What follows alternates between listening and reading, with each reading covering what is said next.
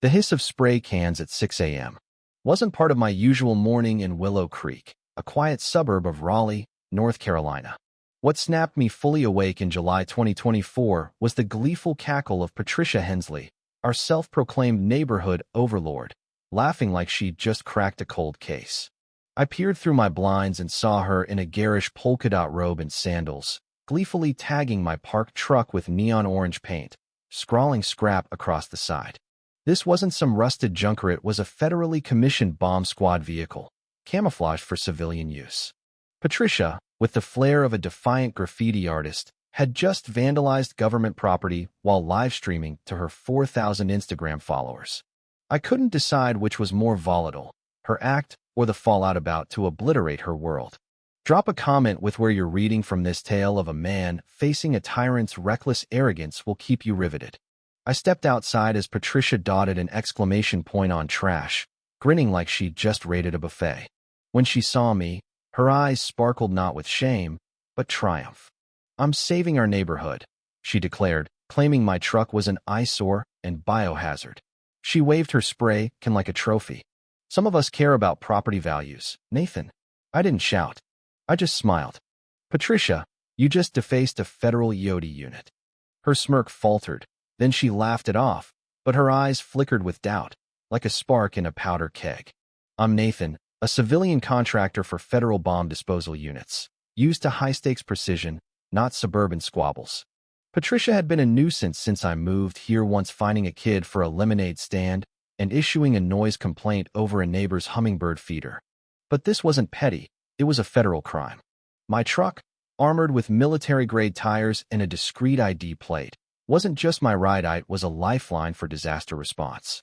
Patricia saw only a clunker, not the tool that saved lives. As she strutted off, still filming, I went inside and pulled up my security footage. Every second was clear, her muttered taunts, her sloppy paint strokes, her posing like a street artist. Then my stomach twisted. She taped something to the truck's rear hatch, a foil-wrapped object that looked like a speaker, duct-taped haphazardly. In my line of work, anything unfamiliar on an EOD vehicle screams danger. The truck's AI had already flagged it, sending an alert to our DC base. Before I could inspect, my handler, Claire, called. Her voice clipped. "Secure the area. Teams en route." I wasn't worried about a bomb, but Patricia had ignited a crisis bigger than any explosion. By the time federal agents arrived, she was pruning her roses, oblivious. Her speaker was playing Ocean Soundstow, "Purify the Vibes," she later claimed. Harmless, but taping an unknown device to a bomb squad truck triggered a security review. Her live stream, showing the truck's identifiers, had gone viral, turning our quiet street into a national security hiccup. An HOA lackey, Carl, rolled up in a golf cart, handing me a citation for visual incompatibility. I asked if their handbook covered federal law. He scoffed.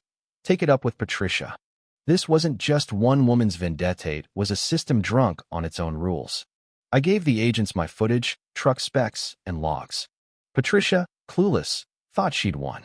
Her live stream, bragging about tagging junk, exposed classified modifications, a federal offense broadcast to thousands. That night, an agent left a warning for Patricia: cease tampering or face obstruction charges. I knew she'd ignore it, wrote her own rules. Sitting on my porch, the word scrap glowing under streetlights, I left the paint untouched. It was her signature on a ticking bomb. The next morning, Patricia answered her door to 2 DHS agents, badges gleaming. Rollers in her hair, she stammered, blaming a prank, but froze when they mentioned her video. They seized her phone and tablet standard for tampering cases. Neighbors whispered. Some were shocked. Others accused me of overreacting, but many, fed up with Patricia's tyranny, cheered quietly. The HOA, led by her cousin, Ronald Tate, doubled down, sending me a letter claiming my truck violated community harmony. I forwarded it to Claire, who chuckled. They're begging for trouble. State law shielded federal contractors from HOA interference, and I documented every move they made: emails, citations, bias surveys like, should menacing vehicles be banned? Kids started circling the truck, curious. I gave them a kid-friendly talk about bomb disposal, showing shrapnel-proof wheels and robot compartments, keeping it unclassified. Parents warmed to me, realizing Patricia's fear-mongering didn't match reality.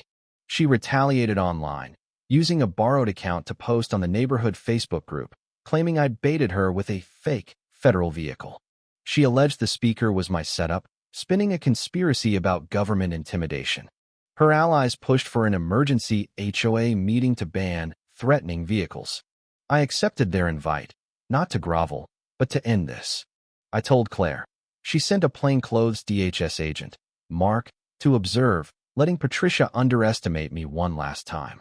The night before, a note slid under my door. She's not done.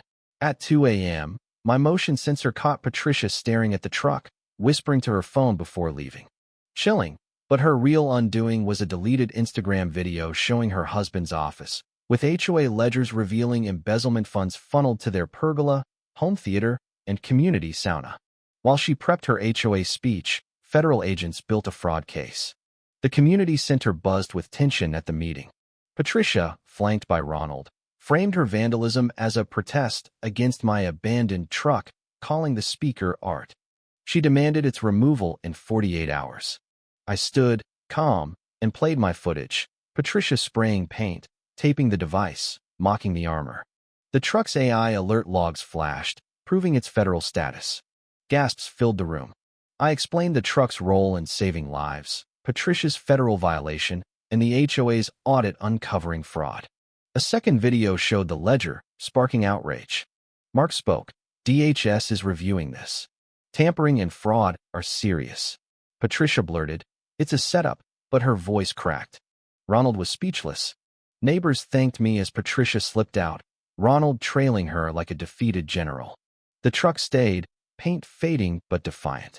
The next day, Patricia posted a frantic Facebook rant, claiming persecution, but neighbors countered with her own words and HOA records.